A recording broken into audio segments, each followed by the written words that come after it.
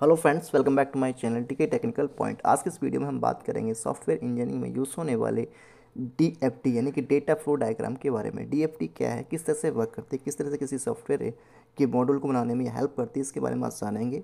अगर आप चैनल पर नए हैं तो प्लीज़ इस वीडियो को लाइक कर लें, चैनल को सब्सक्राइब कर लें ताकि आगे आने वाली इसी तरह की यूजफुल वीडियोज़ की नोटिफिकेशन आपको मिलती रहें। स्टार्ट करते हैं टॉपिक को बिना टाइम वेस्ट किए हुए।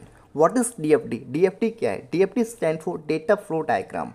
It is also known as bubble chart. इसको बबल चार्ट के नाम से भी जानते हैं। By this we can represent the flow of data graphically in an information system. यानी कि किसी भी कंप्यूटर सिस्टम के अंदर डेटा के फ्लो को रिप्रेजेंट करना ग्राफिकली वे में, दैट इज कॉल्ड डीएफडी। जैसा कि नाम से पता चला है, डेटा फ्लो डायग्राम। डेटा के फ्लो को, जो भी डेटा वहाँ पे फ्लो हो रहा है उसके फ्लो को डायग्राम के थ्रू ग्राफिकली रिप्रेजेंट करना, दैट इज कॉल्ड डीएफटी।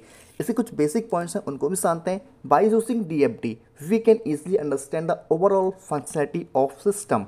यानी कि डीएफटी को यूज़ करके हम इसी वे में जो सिस्टम की ओवरऑल फंक्शनैलिटी उसको जानते हैं। Because diagram represents the incoming and outgoing data flow. क्योंकि डायग्राम जो है वो रिप्रेजेंट करता है जो डेटा आ रहा है उसके बारे में भी, और डेटा आज की जो आउट गोइंग है उसके फ्लो के बारे में भी ये रिप्रेजेंट करता है। DFT represent incoming and outgoing data flow in diagram. How to restore data in a graphical form, और इसके अंदर ये भी पता चलता है कि डेटा को किस तरह से ग्राफिकल वे में स्टोर किया जाता है। It describe how data is process in system in form of input and output. और ये डिस्क्राइब करता है किस तरह से डेटा का प्रोसेस होता है। इनपुट यानी कि इन जब डेटा इन हो रहा है तब, और आउटपुट जो है उसको किस तरह से प्रोसेस करता है उसके बारे में ये डिस्क्राइब करता है। DFD model use number of symbols to represent flow of data. यानी कि डीएफडी मॉडल्स जो है कुछ सिंबल्स यूज़ करता है डेटा के फ्लो को रिप्रेजेंट करने के लिए। उसको जानते हैं एक्सटर्नल एंटिटी। इसके अंदर क्या होता है, इनपुट जो हमारा इनकमिंग इनपुट है एंड इनकमिंग आउटपुट है उसको ये यहाँ पे रिप्रेजेंट करता है इस सिंबल के थ्रू। एंड नेक्स्ट है डेटा फ्लो। डेटा फ्लो को भी ये रिप्रेजेंट करता है कि जो हमारा डेटा जो फ्लो हो रहा है वो किस डायरेक्शन में है, इसके थ्रू यहाँ पे जानते हैं। इन प्रोसेस और बबल, ये जो प्रोसेस है डेटा का जो प्रोसेस हो रहा है इसको सर्कल के थ्रू ही रिप्रेजेंट करता है, और इसको बबल्स भी कह सकते हैं कि बबल्स के थ्रू ही रिप्रेजेंट करता है। नेक्स्ट है डेटा स्टोर। डेटा जो स्टोर हो रहा है वो इक्वल के सिंबल्स के फॉर्मेट में ये वो वहाँ पे इसको शो करता है। डीएफडी के कुछ रूल्स हैं, डीएफडी मॉडल्स को प्रिपेयर करने के कुछ रूल्स को हमें ध्यान रखना होता है, उनके बारे में जानते हैं। Each process should have at least one input and one output.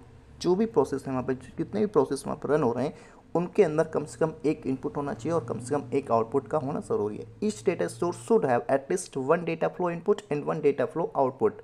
वहाँ पे जहाँ पे भी डेटा स्टोर हो रहा है प्रत्येक डेटा स्टोर के अंदर एक इनपुट होना चाहिए, वन डेटा फ्लो इनपुट होना चाहिए and one data flow output होना ज़रूरी है।